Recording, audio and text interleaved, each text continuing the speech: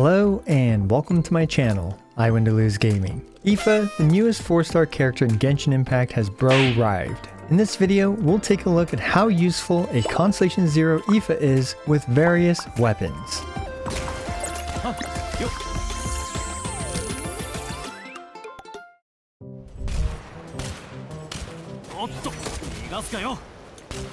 Now, I do apologize for this video being so late. Unfortunately, I actually had a fever and a sore throat when working on Escoffier's video, and ended up just crashing for the entire day after. But I'm feeling much better after sleeping all day, so here's Aoife's video. After 4 long years, it's about time we got our 100% bro character in Genshin Impact. Our dude bro Aoife here is an Anemo Catalyst user from Natlin, who specializes on the electro-charged reaction. My Aoife has 979 Elemental Mastery, and starting off, he's using these sacrificial fragments with a 4-piece Viridescent Venerer, and he's at Constellation 0, and his talents are at a paltry 6, 6, and 6. But don't worry, with the power of math, I'll address his low talents when they matter. Now, let's get the best part about Aoife out of the way before we go in for a checkup on the rest of his kit. Aoife's flight capabilities are quite similar to my Constellation 6 Wanderers, which is already very impressive for a 4-star character. Looks like a basketball-sized bird carrying the weight of a full-grown man is better at flying than a potential vessel for the Electro-Archon. On that note, my Constellation 1 plus Chaska is overall a lot better than Aoife is, but already this is a very commendable performance from an exploration perspective for a 4-star character, and anyone who doesn't have Wanderer or Chaska can greatly benefit from getting Aoife when it comes to exploring the overworld. Anyway, it's time to take a look at his actual kit now. So let's do what any good vet would do if they saw a cute cuddly plant friend. They'd attempt to murder it with their basic attacks, Rite of Dispelling Winds.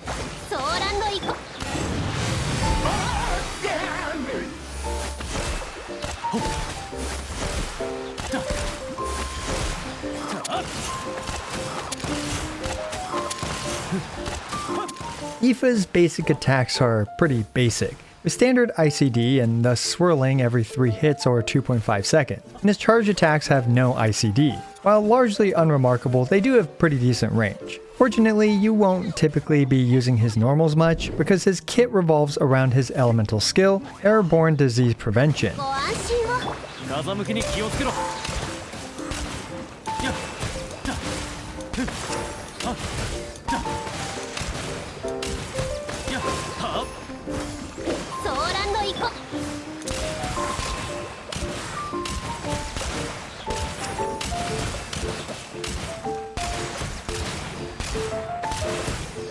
Aoife can mash the left mouse button like it owes him an unpaid vet bill, and he will shoot 11 tonic shots. Now, to say that these attacks do anemo damage is being generous. Fortunately, they have an every other shot ICD, and thus swirls 6 times through mashing that left mouse button.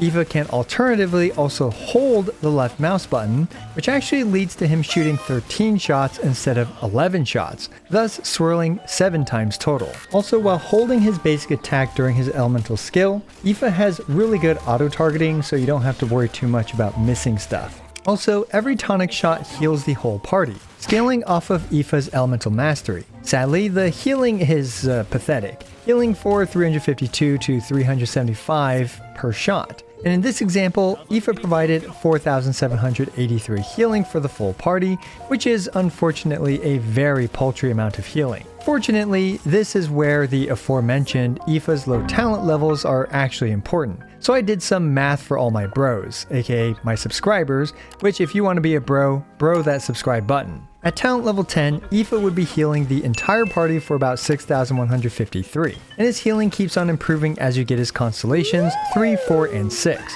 And assuming the extra tonic shots from Constellation 6 also heal, then by Constellation 6, Aoife should be healing the full party for 12,058, which actually makes him a very solid choice with Furina. However, if you want your low investment Aoife to heal a decent amount, you can always resort to the prototype Amber. Alright, and we need to talk about the Tatankasaurus in the room. Aoife's passive improves swirl and electro-charged damage. It's honestly a bit complicated, but to summarize, based on the current, what I'll describe as active Night Soul points in the party, Aoife provides a 1.5% per active Night Soul points boost to swirl and electro-charged damage when he's in his bird tormenting state. With a 150 Night Soul point limit, this means that Aoife can provide up to a 225% boost to swirl and electro-charge damage. What do I mean by active Night Soul points? This is based on the total sum of all the active Night Soul points in the party, so it's not based on the maximum Night Soul points that your party could have. So yeah, basically this buff decays as Aoife and his teammates consume their Night Soul points. In this example, we can see that without Aoife's hanging onto his bird shenanigans, electro-charged did 3,875 damage, and after hanging onto his bird, and with the Viridescent Veneer plus Aoife buffs, the next legible electro-charged tick did 10,931 damage, a pretty substantial boost to electro-charged damage. Generally speaking, at Constellation 0 and with Ororon on the team, and with Viridescent Veneer's resistance shred factored in, Aoife provides roughly 3,000 to 7,000 additional damage per electro-charged tick, and a much more modest 1,000 to 2,246-ish increase per swirl. Yeah, it's a bit complicated on paper, but fortunately much simpler in practice. Basically, Aoife just increases the amount of damage electro-charged and swirl do for the entire team, while he's in his Night Soul Blessing state. Anyway, up next is his Elemental Burst, and it exists. It does indeed do a smidge of damage and provides a tiny bit of grouping and can reapply whatever element was on the enemy. Lastly, Aoife's Night Soul Burst provides him with 80 Elemental Mastery for 10 seconds. Anyway, let's take a look at Aoife's full kit with the help of a well-built Xingqiu and Ororon to enable electro-charged.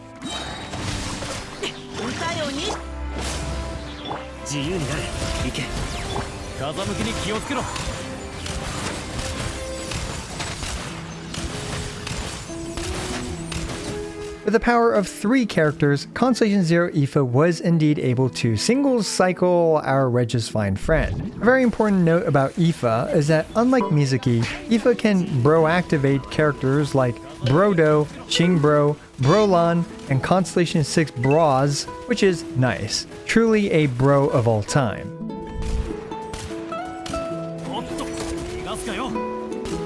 Let's move on to some full team showcases for Aoife, starting with his 4-star bros only taser team. You know, I'm not gonna lie, I'm actually impressed with this taser team's single target damage, able to squeak out 1 million damage against a Simon bro before it went invisible. Granted, my Fischl, Xingqiu, and Ororon are all well built with proper crit builds, and they are also all at Constellation 6, so the team is overperforming compared to most people's. Still, this was pleasantly surprising. However, bro power might not be needed. Let's see how he compares to Sucrose.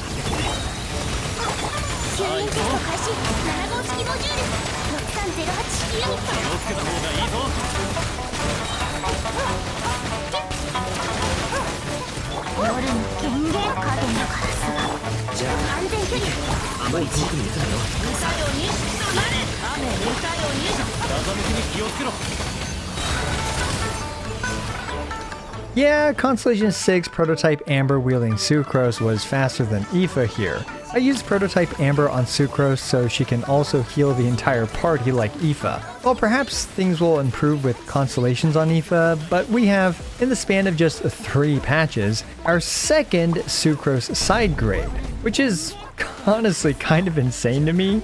Why really be reckless piloting Sucrose at the moment, trying to push her out of the meta. But yeah, basically with Ororon on Aoife's team, he's able to fulfill the 150 Night Soul point limit for his passive. And thus, for the other 2 characters, you can mix and match any of the usual taser suspects like Xingqiu, Fischl, Beidou, Furina, Yelan, etc. And Aoife will be a reasonable driver for these taser-related characters. I also did a quick damage test for what if you build everyone in the team with just elemental mastery as well as some energy recharge? And the reason for this is because it's often difficult to determine who has ownership of electro-charged. And as such, if everyone just has a bunch of elemental mastery, this will help you maximize your electro-charged damage. And I was actually surprised to see that the performance was, close enough to where if you're fine with just, well, obviously less damage, you can invest a lot less resources with just a bunch of elemental mastery main stat pieces, as well as a bit of energy recharge substats, and not perform too much worse than the standard crit builds on those characters. So yeah, for those that want to invest even less into their character builds, well, you can stack all elemental mastery on all the characters in order to maximize electro-charged damage. Aoife being a Natlan character does have additional uses just by virtue of being an Anemo Natlan character. While not the most time efficient, Aoife can burn his Night Soul points quickly by dashing in midair, filling up Mavuika's fighting spirit, as well as providing the invaluable Viridescent Veneer's 40% pyro resistance shred. While Mavuika definitely has better options, Aoife can fulfill this role with reasonable efficacy, and feels much better than someone like Kachina, who also has issues with Cinder City overlap. Bro doesn't have that issue because he can always just use the Viridescent Veneer, making him a usable option for Mavuika. Speaking of the Pyro Archon, Aoife can run a soup comp with Mavuika. And with Mavuika, you can drop Ororon now, because Mavuika's Night Soul points will contribute to Aoife's passive. Granted, you're basically breaking Mavuika's kneecaps using her in this team, just so Aoife can be a bit better, but hey, it's a fun option for those of you that really like Aoife and want him to just be a bit better. And now that we finally have an Anemo Natlan character, we have access to, well, the Cinder City for Anemo. This makes Aoife a solid option for buffing Anemo DPS characters like Wander and Xiao. Aoife is able to transfer both the Thrilling Tales' 48% attack buff and the Cinder City's 40% Anemo damage buff to Wander. And this makes him a great low-budget option for buffing Wander and Xiao. Okay, so most of the showcases in this video were against bosses because, well, they are the easiest things to test against. So in this case, I say, okay, let's do actually an Abyss 11 run because there's actually a lot of enemies where Taser is much better against, multiple groups of enemies. And, well, this Abyss 11 has a ton of enemies in it. But yeah, so this team here, it just kind of demonstrates that you can just pretty much slap on any Electro Hydro character. Here I'm using the Raiden Shogun, pure EM build, just literally for her elemental skill to auto attack enemies and apply Electro. So yeah, a pretty silly electro-charged Raiden build, kind of similar to her Hyper Bloom teams, but you can see this was literally just a single run to demonstrate just how much more viable he is against groups of enemies. We can see here he's actually just obliterating these slimes. I think these reactions are just sliming through all these slimes. So yeah, pretty impressive clear times, at least against these slimes, even though the Hydra ones are indeed resist or immune to obviously Xingqiu's damage, but they are automatically electro-charged anytime Raiden or Ororon touches them, and this is a very reasonable clear time for this chamber. Now, this last one has 60 entire enemies, which is absolutely bonkers, and these enemies I think are even a bit more durable than the slimes and stuff were, so there's a lot of hit points, or at least I think they are. They sure feel like it. The slimes are just getting instantly deleted, but not these guys. So one big issue with Aoife is that obviously for Abysses, where you're kind of stuck against just single targets and bosses, Taser is not the best option for that. And even in AoE situations like this, you can see the enemies are spreading out, and Aoife's elemental burst just does not count as grouping in my opinion. Like, it barely counts as grouping. So perhaps, you could pair Aoife up with someone like Venti even in order to help assist him. And Venti himself can also, help apply a lot of electro-charged with infusions and stuff like that. But yeah, I figured I'd give you guys a quick showcase of Aoife versus some groups of enemies as well. And he does perfectly fine and a lot better against groups of enemies than he does against single targets. And I've got one last quick little goofy showcase, and I just wanted to see how much electro-charge damage I could do. 30,983 damage against a Simon with one electro-charge tick. You can definitely get this a lot higher against enemies with lower resistances, but honestly guys, I'm pretty beat and I just recovered from my fever, so yeah, here I am just trying to finish this video.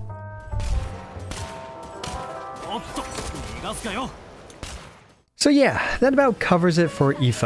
Honestly, Bro is a side grade to Sucrose at lower constellations, but a much more formidable Furina teammate thanks to his healing. One nice advantage that Bro has over the nerd is that he is extremely mobile, whereas Sucrose needs to stand in one spot while she attacks. This mobility also makes him quite fun to use, but I'm not gonna lie, him being a Mizuki and Sucrose side grade is a bit underwhelming to me.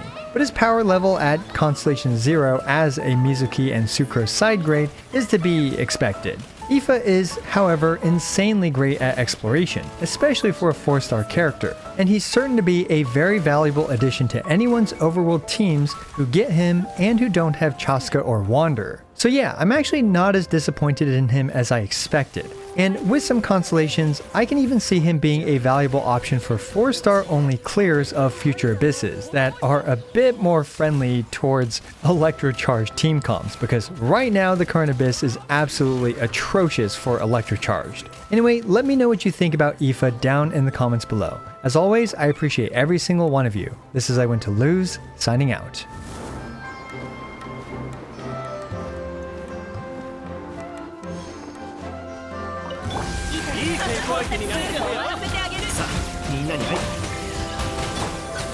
風向きに気をつけろ。